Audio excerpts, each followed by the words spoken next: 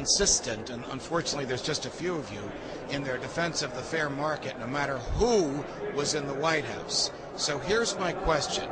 Have Republicans, other than those who have consistently supported the free market, have the rest of the Republicans in the House suddenly found their free market bearings, suddenly read a copy of the Constitution, suddenly embraced capitalism, suddenly realized that only private dollars and not public dollars can get us out of this? Or is this just politics? Do they just want to put a thumb in the eye of as many Democrats as they can? I think 90% are with the second. This is politics. I don't think very many of them. There are a few that have ever heard of Austrian economics and the business cycle theory from the Austrian economists. So they're in the business of politicking, and they thought they could maintain power by acting like Democrats when they were in charge. So they went along with Bush because they didn't want dissension. Some of their instincts are better than their votes, and now their instincts, they're using their instincts, but they don't have a deep-seated philosophy. They're not concerned about personal liberty. They don't understand how the Constitution really protects bad behavior, personal, controversial behavior, just like it protects controversial speech. They don't understand these things. They're not concerned about it. They're more concerned to say, if they're drug warriors, they're more important, how will it play back at home? Am I opposed to the use of drugs? They're not concerned about civil liberty. Same way with all the activities after 9/11 and all the things that you, Judge, have talked about, habeas corpus and personal liberties and privacy. I mean, they look at how does it play back home. They're political animals first. They're very less likely to be concerned about the philosophy behind what has made our country great. Is there any hope? I mean, if Barack Obama succeeds, if the Democrats or his allies on Capitol Hill succeed, if they're wrecking the economy even further by imposing crushing debt and crushing inflation on us, how do we get out of this? Well, they're certainly capable of putting us into a very long-term depression, the likes of which we've never seen, worse even than the 1930s. But I think the market is capable of getting us out. The market, even right now, is liquidating debt, is operating to fix things, to do all the things that are necessary that the government is trying to prevent. Prices are falling in housing, despite what the government wants. So the market is functioning, and I think the market is more powerful than the state, and will eventually get us out of this. But when that's going to be could be very long, could be 10 or 20 years. Cody? Lou Rockwell, it's Cody Willard, and you say there that the market's bigger than the government, and I used to agree with that up until about 8 months ago when they started the slippery slope of TARP and the trillions of dollars of interference and intervention, whatever you want to call it, appropriation that they're doing. And so I'm not sure that the market is, in this country, bigger than the government anymore. Have we hit a tipping point?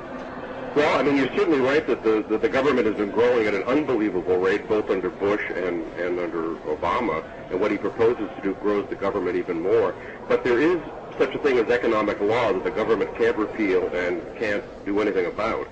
So they can destroy the dollar, they can do horrendous damage to us, but they can't prevent economic law from operating. They can't prevent supply and demand and all the other things from operating. Well, they actually not that powerful. Well, they can try, and they probably will. They can put in price supports like they're trying to do for housing. They ultimately might have price ceilings on things like food and energy. As I said, once inflation starts to come out of control, so the government can try to interfere with market forces, but when they do, they create painful distortions. They either create gluts, like we have with houses, or they're going to create shortages. Guys, what I'm coming back to, though, is the magnitude of these changes, the policy changes that we have seen in the appropriation, the magnitude of this. It used to be $1 trillion, maybe. Now it's $10 trillion, talking on its way to 20 I know, and it's amazing that you got Barack Obama is criticizing Bush for doubling the deficit, as he's proposing a near $2 trillion deficit in 1 year himself. How can he possibly criticize Bush? Before we switch gears, Congressman Paul, how did Ben Bernanke react to the legislation that you introduced calling for an audit of the Fed? Did he give you a call on the phone? Oh, yeah, he called me. He wanted to congratulate me, and he wanted to support my bill. You know, interestingly, just recently, I cannot name his name, but I was talking to a former member of the Federal Reserve Board and told him about the bill, and he was friendly enough, and I said, what do you think of that? And he said, I think it's not a very good idea. And I said, do the people at the Federal Reserve ever talk about concern about the dollar? I said, you know, I'm always talking about the dollar and what this is going to do to the dollar. I said, do they know that all this debt and inflation could hurt the dollar? He says, yes, they do. He confirmed it. He says, they absolutely do. He says, but they can't answer your questions in public because it would cause panic. So this administration came to power, and we all know the words that they used, hope and change. But one of the words that they really used was transparency. I would think the president himself should be in favor of transparency at the Fed if he wants to be ideologically consistent. What are they afraid we'll find out, Congressman Paul?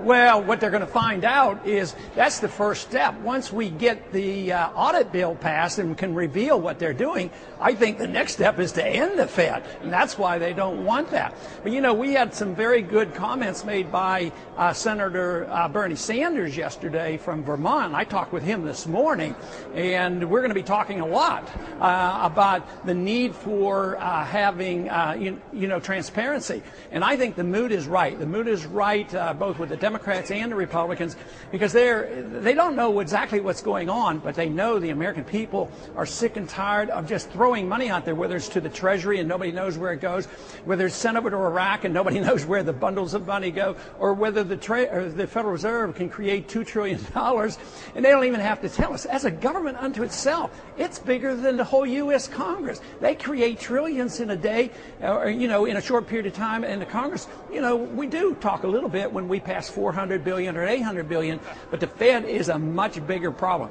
And Judge, I do have to excuse myself here in a minute, unless you have a quick question. I have one last question, and it's your conversation with my colleague Glenn Beck yesterday. Congressman Alcee Hastings, former federal judge Alcee Hastings, has introduced legislation which would direct the Department of Homeland Security to set up FEMA camps in now closed U.S. military bases, domestic camps, ostensibly for humanitarian purposes, but of course once the camps are there, they'd be available to the government for whatever purposes. Is this piece of legislation likely to pass? Question one. Question two, even if it doesn't pass, do the camps exist already? Not that I can tell. I don't know where they are, but something similar to it happens, you know, when they go in and try to deal with hurricanes. They do bring in trailers and try to find housing. But in the sense of having an armed camp and a concentration camp, no, I don't believe that exists. But whether that bill passes or not, I don't think that bill is going to pass. But what I fear is they already have this type of power. When the FEMA comes in, they overrule all state powers and all private entities, and they keep people out. They keep people out of their houses. They take their guns from them. Just think of what happened in New Orleans. They have suspended, you know, the Insurrection Act, and off and on they attack the Posse Comitatus. So they have tremendous powers, and this whole idea that you can have a presidential order, you don't have to have Hastings' bill passed to be fearful. So we should remain vigilant and keep an eye and hopefully curtail this, because yes, the markets, like Lou says, finally went out. But in the meantime, what they try to do is they increase their authoritarian rule, and they try to force us to compensate for how the market is trying to tell us that we should act. So it's a very dangerous time we live in. The main problem is it is a threat to our financial stability, but it's a threat to our liberties, and that's what should motivate all of us. Congressman Paul, I think you know that in about 20 minutes we're having a, forgive me, younger, handsomer version of you, another well-known physician named Dr. Rand Paul, join us, and I thank you very much for your time. I just wanted to make sure you watch when your son is on here. Yeah, don't let him get off easy now. You give him some challenges. Okay.